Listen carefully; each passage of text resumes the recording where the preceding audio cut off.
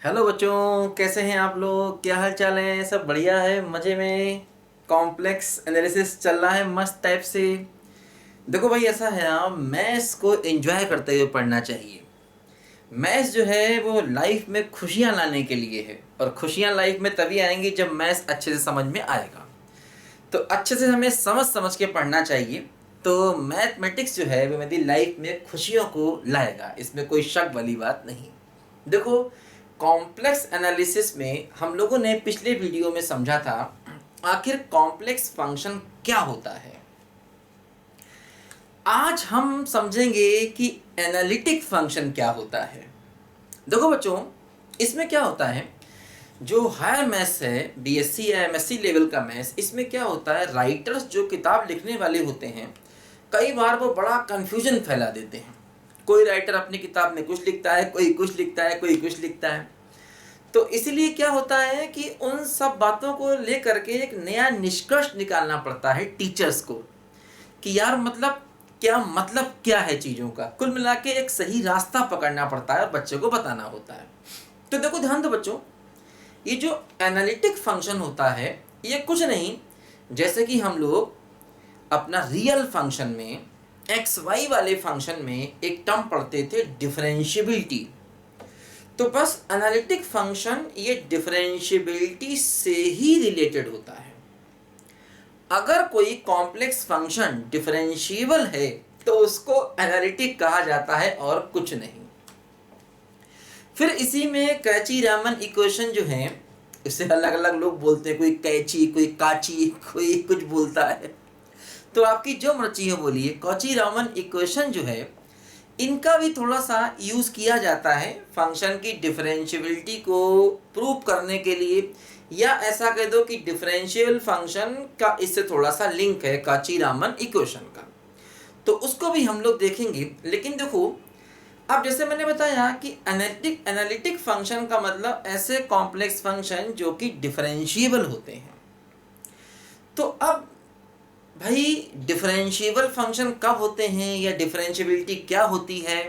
तो देखो, मैंने बताया कि कॉम्प्लेक्स वेरिएबल के फंक्शन को समझने के लिए हमें रियल फंक्शन का आइडिया होना चाहिए। हर जगह देखो, मैं कॉम्प्लेक्स फंक्शन को रियल फंक्शन से कनेक्ट कर रहा हूँ, और वो कनेक्शन जरूरी है जिससे चीज़ें हमें समझ में आए, हम चीज़ों में अंतर समझें कि भाई कॉम्प्लेक्स वेरिएबल वाले फंक्शन की ज़रूरत हमें क्यों पड़ी। हम रियल फंक्शन पढ़ के तो खुश थे, तो अब कॉम्प्लेक्स वाले फंक्शन हम क्यों पढ़ें, ठीक है ना। तो वो समझने के लिए मैंने बताया रियल फंक्शन हमें थोड़ा सा आना चाहिए अच्छे लेवल पर। तो मैं बार बार बच्चों से यही कहता हूं कि अगर आपको बीएससी एमएससी का मैथ्स समझना है तो 11-12 के मैथ्स पर आपकी अच्छी पकड़ जरूर होनी चाहिए, और उसके सारे वीडियो मेरे अपलोडेड हैं। बहुत अच्छा होगा, खास तौर पे आप कैलकुलस के वीडियो को अच्छे से पढ़ लीजिए, 11-12 का कैलकुलस। और वो वैसे भी आप कोई भी कंपटीशन देंगे उसमें काम आएगा। किसी भी कंपटीशन में अगर आप जैम की तैयारी कर रहे हैं या नेट की तैयारी कर रहे हैं तो उसमें 11-12 का मैथ्स भी बहुत ज़्यादा कई बार पूछा जाता है, ठीक है। और हाँ, ये चीज़ें बेहतर अगर समझनी है तो 11-12 का मैथ्स अच्छे से आना चाहिए, क्योंकि इनका उनसे लिंक है, और जब लिंक बनाएंगे तभी चीज़ें हमारे लिए आसान होंगी। ऐसे हम परिभाषाएं पढ़ के याद कर लें, रट लें, एग्जाम में लिखाएं, उससे कोई फ़ायदा नहीं। आज के ज़माने में, अगर आप नंबर ले भी आओगे तो नंबरों से कुछ नहीं होने वाला। आप देख ही रहे हो कि टाइम बदल रहा है। आज नॉलेज की ज़रूरत है, हमें ज्ञान होना चाहिए, जो चीज़ें पढ़ रहे हैं उसके बारे में मालूम होना चाहिए, तभी हम लाइफ में कुछ कर सकते हैं, ठीक है। तो मैंने क्या बताया कि कॉम्प्लेक्स फंक्शन अगर डिफरेंशिएबल होता है, हालांकि थोड़ा उसमें कंडीशन होती है, मैं आपको बताऊंगा डिटेल से भी। अच्छा, अब देखो, एनालिटिक फंक्शन को समझने के लिए हम सबसे पहले थोड़ा सा लिमिट को समझते हैं। देखो, मैंने बताया था आपको जो हमारा कॉम्प्लेक्स फंक्शन होता है ये इस प्रकार से होता है, ओमेगा बराबर एफ ऑफ जेड। ये हमारा कॉम्प्लेक्स फंक्शन होता है, ओमेगा बराबर एफ ऑफ जेड, जिसमें देखो हम इसको ऐसे लिख सकते हैं। मान लो मैंने कुछ भी लिया, ओमेगा बराबर Z plus 2 upon Z minus 1, तो एक प्रकार का कॉम्प्लेक्स फंक्शन हो गया। देखो, z में भी x और y होता है, जैसे z को क्या लिख सकते हैं, x प्लस आई वाई। और मैंने बताया था ओमेगा, ये देखो बेटा, इस वीडियो को पढ़ने से पहले पिछला वीडियो जरूर देखिए, पुराने सारे वीडियो देखिए, तब आपको बेहतर चीज़ें समझ में आएंगी। अचानक आप ये मत सोचिए इस वीडियो को पढ़ के चुपचाप निकल लेंगे ना। आप पुराने सारे वीडियो देखिए, तब आपको बहुत बेहतर समझ में आएगा। देखो ओमेगा होता है, मान लीजिए अपना इस प्रकार का u प्लस आई वी। देखो क्या होता है, एक z है एक ओमेगा है, z की वैल्यू रखने से ओमेगा मिलेगा। जैसे हम जो फंक्शन पढ़ते थे वहां क्या होता था, y बराबर एफ एक्स, ये रियल फंक्शन की बात मैं कर रहा हूं। इसमें क्या होता था, मान लो y बराबर मैंने लिखा समथिंग x प्लस 3/4, ऐसे लिखा मान लो मैंने। अब इसमें क्या होता था कि x की वैल्यू जब रखते थे तो y मिलता था। x की वैल्यू मान लो हम 0 रख दें तो y कितना हो जाएगा 3/4। x की वैल्यू मान लो हम इसमें 1 रख दें, x को 1 रख दें तो y कितना हो जाएगा 1, तो x 1 रखेंगे तो y 1। देखो ये मिला। तो इसमें क्या आता था कि x भी एक लाइन पर चलता था और y भी एक लाइन पर चलता था। लेकिन देखो इस फंक्शन में क्या हो रहा है, ओमेगा बराबर एफ जेड में z खुद भी x और y में चल रहा है और ओमेगा खुद भी u और v में चल रहा है। मतलब z जो है ना वो x और y में चल रहा है, मतलब z एक प्लेन में चल रहा है। मान लो ये z वाला प्लेन है तो z इसमें कोई भी वैल्यू ले सकता है। जैसे कि मान लो x को 1 y को 2 रखा तो 1,2 हो गया, है ना। मान लो हम इसी में z equal to x plus i y में अगर मैं ऐसे ले लूँ 1 + 2 आयोटा, तो इसका मतलब z की वैल्यू क्या हो गई x1 और y2, x1 y2। मान लो यहाँ z है। अगली बार मान लो मैं इसको कर दूँ 2 + 3 आयोटा, तो x2 है y3 है, तो मान लो यहाँ z पहुँच गया। तो z जो है इस पूरे कॉम्प्लेक्स प्लेन में कहीं भी घूम सकता है। z पूरे कॉम्प्लेक्स प्लेन में कहीं भी घूम सकता है। और हाँ ओमेगा भी, देखो ये मान लो एक्स वाई वाला प्लेन है और ये ओमेगा है। ओमेगा में क्या है, यू वी वाला प्लेन है, समझो। ओमेगा में क्या है बोलो, u और v का प्लेन है। तो जैसे जैसे z की वैल्यू रखेंगे ओमेगा मिलेगा और ओमेगा इस uv वाले प्लेन में घूमेगा कहीं भी। तो मतलब z जो है, जो हमारा यहाँ पर वेरिएबल है ना, z वही काम कर रहा है जो इस फंक्शन में x का काम था और ओमेगा वही काम कर रहा है जो इस फंक्शन में y का काम था। तो जो x और y थे वो हमारे z और ओमेगा से रिप्लेस हो गए। इसमें x एक एक्सिस पर चलता है, y भी एक्सिस पर चलता है। इसमें देखो z एक प्लेन में चलता है और ओमेगा भी एक प्लेन में चलता है। जैसे ये हमारा z वाला प्लेन है और ये हमारा देखो ओमेगा वाला प्लेन है, समझो। तो मतलब एक प्लेन की वैल्यू रखने पर दूसरे प्लेन की वैल्यू मिलती है। जैसे यहाँ पर एक एक्सिस में x की वैल्यू रखने पर दूसरे एक्सिस की वैल्यू मिलती थी, तो यहाँ एक्सिस से एक्सिस वैल्यू ट्रांसफर हो रही है, यहाँ प्लेन से प्लेन में वैल्यू ट्रांसफर हो रही है। इस बात को जरा दिमाग में बैठाइए, ठीक है। यहाँ z रखेंगे मतलब एक प्लेन में चीजें चल रही हैं, उसका आंसर हमें दूसरे प्लेन में मिल रहा है। और यहाँ पर एक इस एक्सिस पर जो चीजें चल रही थी उसका आंसर दूसरे एक्सिस पर मिल रहा था। यहाँ एक एक्सिस का दूसरी एक्सिस में ट्रांसफॉर्मेशन है, यहाँ पर एक प्लेन का दूसरे प्लेन में ट्रांसफॉर्मेशन है। किसमें, इस वाले कॉम्प्लेक्स फंक्शन में। लेकिन जो बेसिक आइडिया होते हैं किसके, लिमिट के, कंटिन्यूटी के, डिफरेंशियबिलिटी के, वो काफ़ी हद तक दोनों में सेम रहते हैं। परिभाषाएं सेम रहती हैं, हालांकि मतलब कुछ अलग निकलते हैं। बेसिक आइडिया समझो बात को ध्यान से। तो इसीलिए इसका लिमिट, कंटिन्यूटी, डिफरेंशियबिलिटी जब आएगा तभी इसका सीख सकते हैं। देखो वैसे तो आमतौर पे लोग क्या करते हैं, काची-रीमन इक्वेशन पढ़ लो जी, एनालिटिक फंक्शन हो गया ना, उससे काम नहीं चलना। काची-रीमन इक्वेशन पढ़ के हो सकता है आप अपने बीएससी एग्जाम को पास कर लें। एक आध सवाल कोई आता हो उसमें काची-रीमन इक्वेशन को फिट करा दें, बता देंगे बड़ा आसान होता है काची-रीमन इक्वेशन, तो पार्शियल डिफरेंशिएशन होता है, उसमें कुछ नहीं होता। लेकिन अगर आप मैथ्स को बेहतर समझना चाहते हैं, बड़े बड़े एग्जाम क्वालिफाई करना चाहते हैं, कुछ करना चाहते हैं मैथ्स में, तो उसको ढंग से दिमाग से समझना पड़ेगा, ठीक है। तो हम कॉम्प्लेक्स नंबर की डिफरेंशियबिलिटी को समझेंगे तभी हम एनालिटिक फंक्शन को समझ पाएंगे। तो डिफरेंशियबिलिटी को समझने से पहले थोड़ा हमें लिमिट और कंटिन्यूटी का भी आइडिया होना चाहिए, क्योंकि काची-रीमन इक्वेशन हर अच्छे सवाल में काम नहीं करता।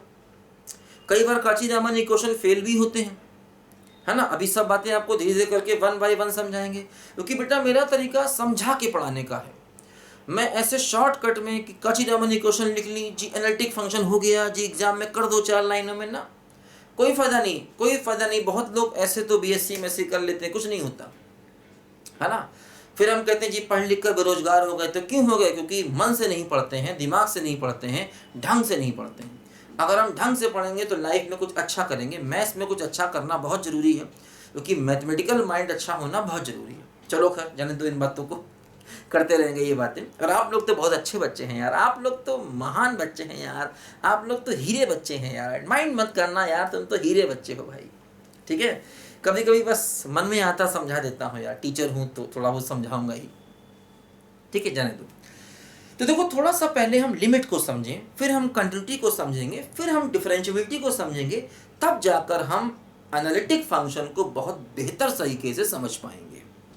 फिर हम कचीरामन इक्वेशन भी समझ लेंगे, परेशान मत होना, सब समझाएंगे वन बाय वन। देखो क्या होता है, लिमिट की बात अगर हम करें तो आमतौर पे देखो सबसे पहले हमें ये जो अपना फंक्शन होते हैं रियल फंक्शन, इसकी लिमिट का आइडिया हमको होगा ही काफ़ी हद तक। लिमिट वगैरह तो हम करते रहते हैं, ठीक है। देखो जैसे ध्यान दो यहाँ पर,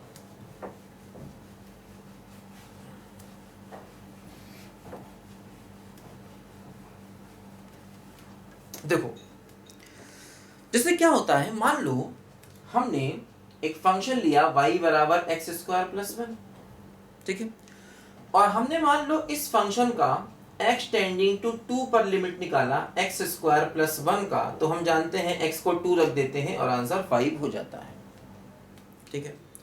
मतलब ऐसे कह सकते हैं कि मान लो हमने x टेंडिंग टू a रखा किसी फंक्शन में और हमें आंसर की वैल्यू l मिल गई। अब देखो ध्यान दो, ये जो लिमिट हम पढ़ते हैं किसमें, रियल फंक्शन में, ये लिमिट का कॉन्सेप्ट मैथ्स में बहुत जगह आएगा। जैसे सीक्वेंस पढ़ेंगे उसमें भी लिमिट आएगा, रियल फंक्शन पढ़ेंगे उसमें भी लिमिट आएगा, कॉम्प्लेक्स फंक्शन पढ़ेंगे उसमें लिमिट आएगा। जब जब फंक्शन आएगा तब तक लिमिट आएगा भाई, हर चीज़ फंक्शन है।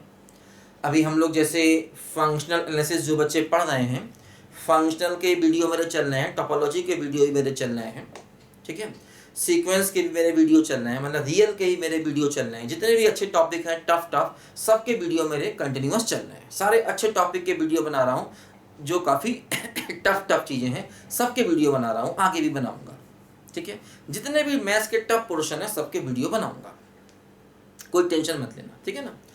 तो देखो जब जब लिमिट का कॉन्सेप्ट आएगा तो वहाँ पर एक कॉन्सेप्ट आता है कि भाई लिमिट क्या चीज़ है, इसकी मैथमेटिकल परिभाषा आखिर क्या है।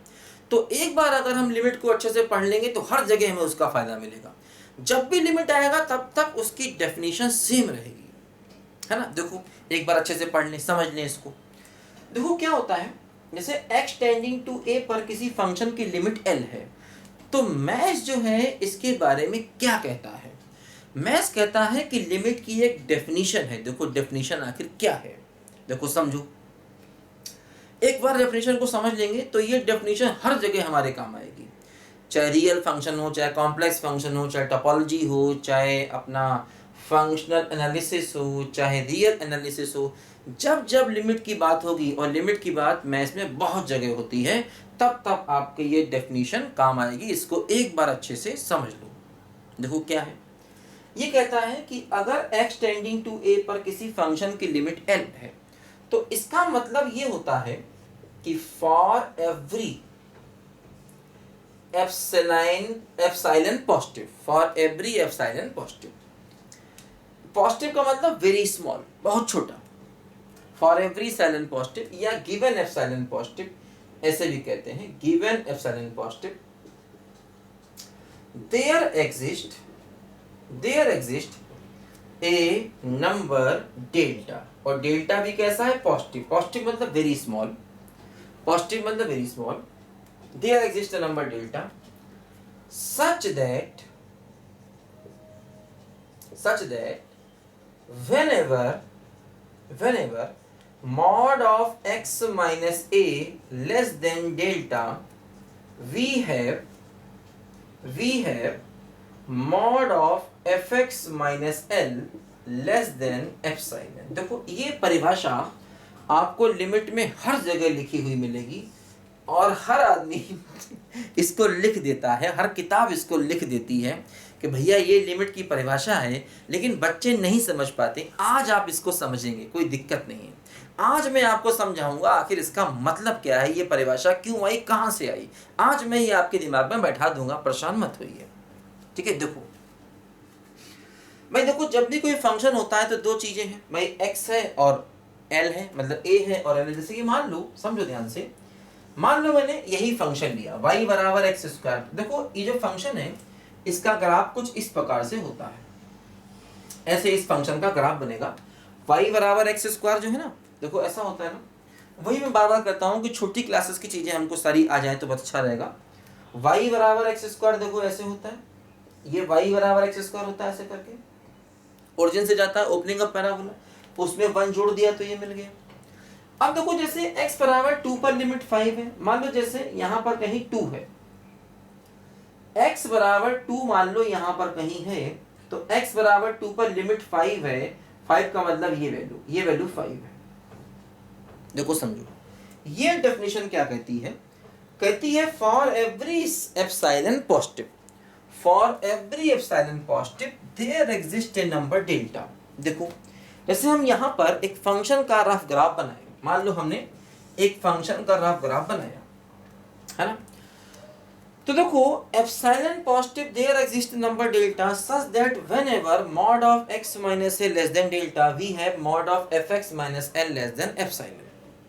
देखो समझो, पहली बात तो देखो यहाँ पर ये समझो कि जैसे अगर कभी भी हम लिखते हैं मान लो कि mod of x less than k, तो इसका मतलब होता है x from minus k to k। ये बात ध्यान दो हमेशा, ये मॉडुलस फंक्शन का कॉन्सेप्ट होता है, और ये बताया मैंने कि अच्छा होगा ये सब कॉन्सेप्ट हम लोग पढ़ लें।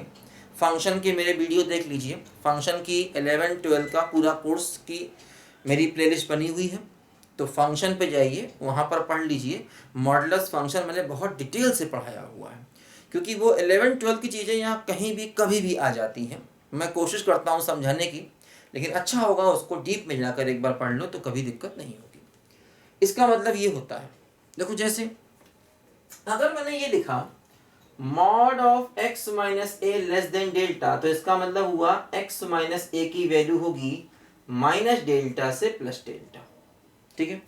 अब a इसमें जोड़ दिया जाए तो देखो x क्या होगा, ये होगा a माइनस डेल्टा से a प्लस डेल्टा, तो x की वैल्यू हो गई a माइनस डेल्टा से a प्लस डेल्टा। जैसे कि मान लो यहां पर a है, a तो डेल्टा बहुत छोटा नंबर है, तो हमें जाना है a माइनस डेल्टा से लेकर के कहां तक बोलो, a प्लस डेल्टा तक, ये हमको जाना है, ठीक है।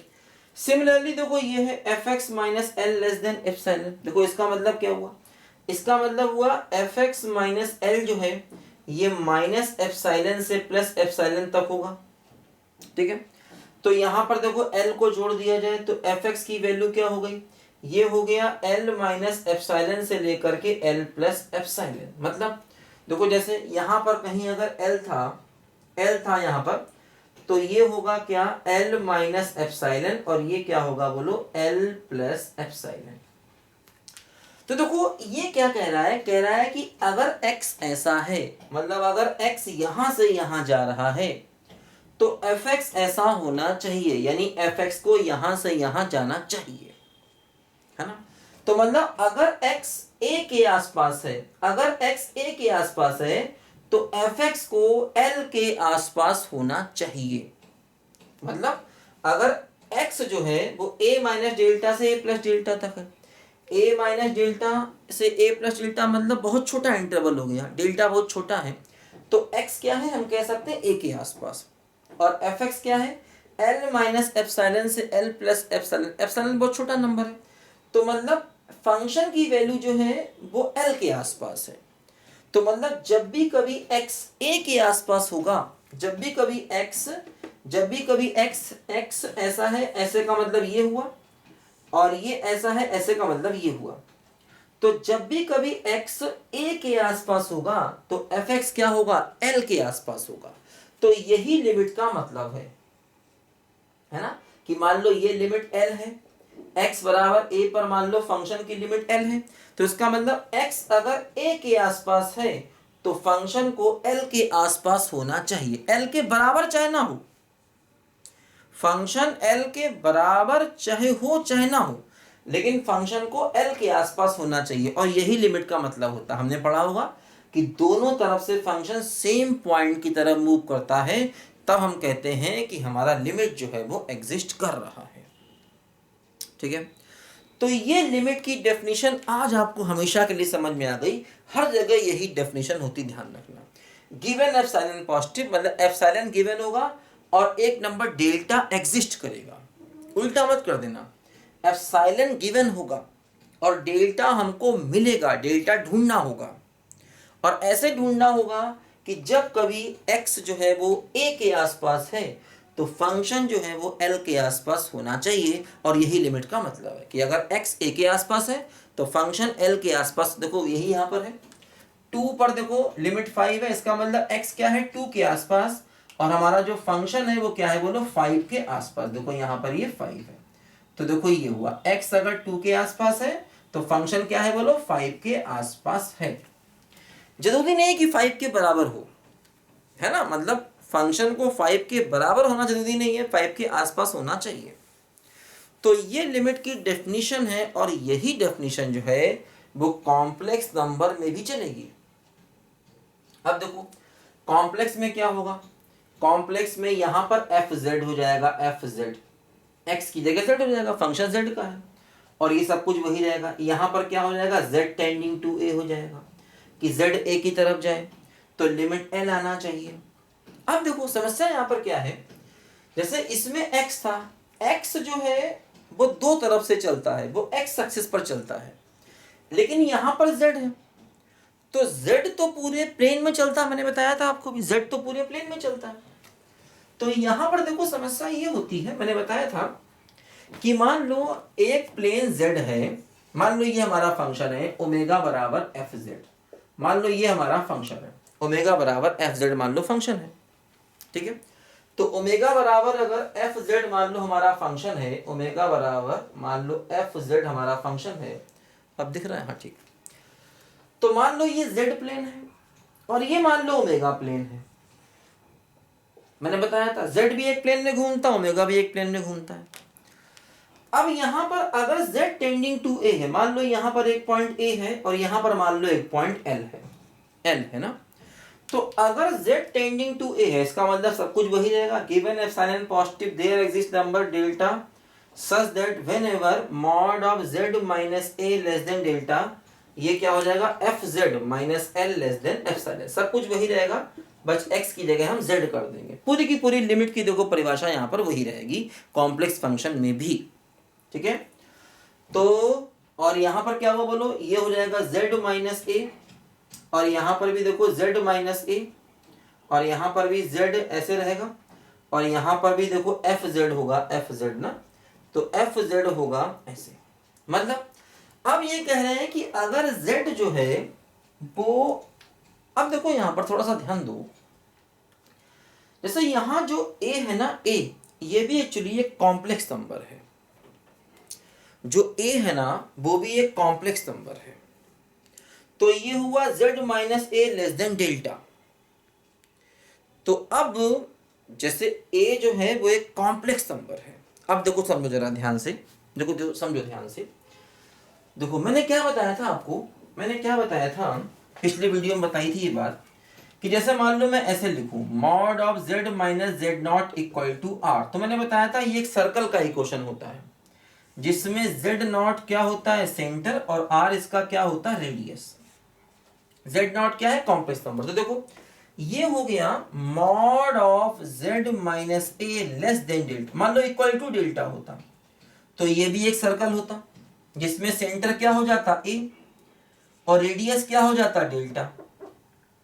समझो भाई, इसमें centre z not radius r अगर इक्वल टू डेल्टा होता, इक्वल टू डेल्टा होता तो इसका मतलब क्या हुआ कि सेंटर हो गया a और रेडियस क्या हो गया डेल्टा, लेकिन यहाँ तो लेस देन है, तो लेस देन का मतलब अब यहाँ पर ये नहीं चलेगा, ध्यान देना, अब यहाँ पर ऐसे नहीं करेंगे। ठीक है, यहाँ पर भी ऐसे नहीं करेंगे क्योंकि अब ये एक सर्कल को बता रहा है। रियल नंबर में वो x जो है वो x एक्सिस पर चल रहा था और y y एक्सिस पर चल रहा था। यहाँ z एक प्लेन में घूम रहा है तो वो सर्कल बना देगा और यहाँ पर एफ जेड भी एक प्लेन में घूम रहा है तो वो भी सर्कल बना देगा। समझो देखो ध्यान से क्या होगा, अब z minus a less than delta है तो इसका मतलब हम सर्कल के अंदर चलेंगे, लेस देन का मतलब सर्कल के अंदर चलेंगे। यानी कि z जो है वो एक सर्कल में घूमेगा जिस सर्कल का रेडियस क्या होगा, डेल्टा। z जो है वो एक ऐसे सर्कल में घूमेगा जिसका सेंटर होगा a और रेडियस क्या होगा, डेल्टा। और यहाँ पर fz भी देखो एक सर्कल में घूमेगा, इसमें l क्या है, इसका सेंटर, और एप्सिलॉन क्या है, इसका रेडियस, बिल्कुल सेम मेथड से। तो यहाँ पर देखो fx भी इस सर्कल में घूमेगा जिसका सेंटर होगा l और इसका रेडियस क्या होगा, बोलो एप्सिलॉन। तो इसका मतलब जब भी z एक सर्कल में घूमेगा, a के आसपास के सर्कल में, जब भी z a के आसपास के एक सर्कल में घूमेगा तो fz को भी l के आसपास के एक सर्कल में घूमना चाहिए। तब हम कहेंगे कि a पॉइंट पर लिमिट क्या है, बोलो l के बराबर है। जैसे उसमें जो था रियल एक्सिस में जो x था वो a पर था, a मतलब x एक्सिस पर, उसमें क्या था बोलो समझो, उसमें a ये था तो a था, तो x क्या होता था, दो साइड से देखना पड़ता था कि भाई x इधर से आए या इधर से आए। लेकिन यहां पर z जो है ना वो कई तरफ से आ सकता है, कैसे भी जा सकता है z। a पर जाने के देखो कई तरीके, क्योंकि a जो है z जो है ना वो सर्कल में घूम रहा है। अब सर्कल में सेंटर की तरफ जाने के कई तरीके हैं। यहां पर देखो a पर जाना है तो या तो आप राइट से आएंगे या लेफ्ट से आएंगे, तभी हम रियल एक्सिस में राइट हैंड लिमिट और लेफ्ट हैंड लिमिट निकाला करते थे, आपको याद होगा।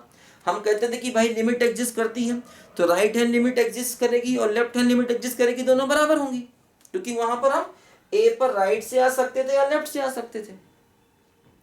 यहां पर अगर हमें a सेंटर पर पहुंचना है तो कई तरफ से आ सकते हैं, इनफाइनाइट डायरेक्शन से आ सकते हैं। तो यहां पर इसलिए राइट हैंड लिमिट और लेफ्ट हैंड लिमिट की बात नहीं करते हैं, यहां पर बहुत सी डायरेक्शंस पॉसिबल हैं। तो कैसे लिमिट निकालते हैं ये मैं आपको समझाऊंगा, कि यहां पर लिमिट का एग्जिस्टेंस कैसे देखते हैं ये मैं आपको समझाऊंगा, ठीक है। तो बताया मैंने कि यहाँ पर a की तरफ कई डायरेक्शन से आ सकते हैं और यहाँ पर भी l की तरफ हम कई डायरेक्शन से आ सकते हैं, क्योंकि z जो है मतलब जो हमारा z जो है वो a सेंटर और डेल्टा रेडियस के सर्कल के अंदर है। इसी प्रकार जो fz है ना, fz जो है वो भी l सेंटर और एप्सिलॉन रेडियस के अंदर है। डेल्टा और एप्सिलॉन बहुत स्मॉल नंबर होते हैं, बात हमेशा ध्यान रखना। और एक बात ध्यान रखना कि एप्सिलॉन गिवन होगा और डेल्टा निकालना होगा हमेशा। तो ये यहाँ पर लिमिट का मतलब होता है। रियल एक्सिस पर हम दो लिमिट निकालते हैं, राइट हैंड लिमिट और लेफ्ट हैंड लिमिट। यहाँ पर हम बहुत सारी लिमिट निकाल सकते हैं, उनके कोई नाम नहीं है, कहीं पर भी किसी भी डायरेक्शन से आ सकते हैं। यहाँ right hand limit left hand limit जैसा कोई नाम नहीं होता, क्योंकि यहाँ पर एक पॉइंट पर आने के लिए इनफाइनाइट डायरेक्शन से आ सकते हैं, बस समझे। तो ये रियल फंक्शन में और कॉम्प्लेक्स फंक्शन में लिमिट में आप सिमिलरिटी कह लो या डिफरेंसेस कह लो, ये दोनों में मैंने आपको समानता और असमानता बताया, इसको हमेशा ध्यान में रखना है। क्योंकि जब अच्छे सवाल होंगे एनालिटिक फंक्शन के तो वहाँ पर हमको लिमिट निकालना होगा, और जब लिमिट निकालना होगा तो यही सब कॉन्सेप्ट हमें दिमाग में चलने चाहिए, बस समझे। लिखो जरा इसको ध्यान से पहले।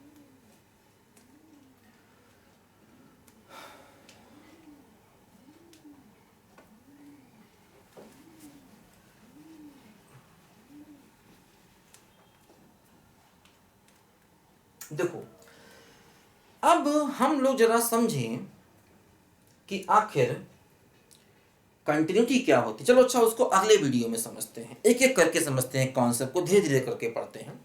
एक साथ पढ़ेंगे तो बहुत ज़्यादा हम कंफ्यूज हो जाएंगे, क्योंकि धीरे धीरे करके अगर पढ़ते रहे, है ना, अगर 15-15 20-20 मिनट भी हम कॉन्सेप्ट को पढ़ते रहे तो सब कुछ बहुत अच्छे समझ में आ जाएगा हमारे, क्योंकि ये अभी बेसिक चीज़ें हैं। एक साथ ज़्यादा पढ़ लेंगे तो कन्फ्यूज हो जाएंगे फिर हम, ठीक है। तो खैर चलो, मैं आपको अभी इस बार मैंने आपको लिमिट का मतलब समझाया, कॉम्प्लेक्स नंबर में लिमिट क्या होता है। अगले वीडियो में मैं आपको कंटिन्यूटी का मतलब समझाऊंगा, फिर डिफरेंशियबिलिटी का मतलब समझाऊंगा। आप परेशान मत होइए, काची-रीमान इक्वेशन भी आएंगी, बिल्कुल परेशान मत होइए, लेकिन थोड़ा सा पहले बेस तैयार करें, क्योंकि आगे जितनी भी चीज़ें अच्छी हैं उन सब के लिए ये सब बेसिक की ज़रूरत हर दिन बेटा पढ़ने वाली है। आगे हम कॉम्प्लेक्स डिफरेंशिएशन पढ़ने, भाई एनालिटिक का मतलब क्या होता है, डिफरेंशिएबल फंक्शन, फिर इसी का हम इंटीग्रेशन भी समझेंगे, कैलकुलस और रेसिड्यू वगैरह बहुत सी चीज़ें आएंगी, तो सारी बातों को डिटेल समझेंगे। इसलिए हम एक एक करके अच्छे से बेस बनाकर चल रहे हैं, ठीक है बच्चों। तो इस वीडियो में इतना ही, अगले वीडियो में हम लोग फिर मिलेंगे। कंटिन्यूटी ऑफ कॉम्प्लेक्स फंक्शन के साथ में। तब तक के लिए बाय बाय।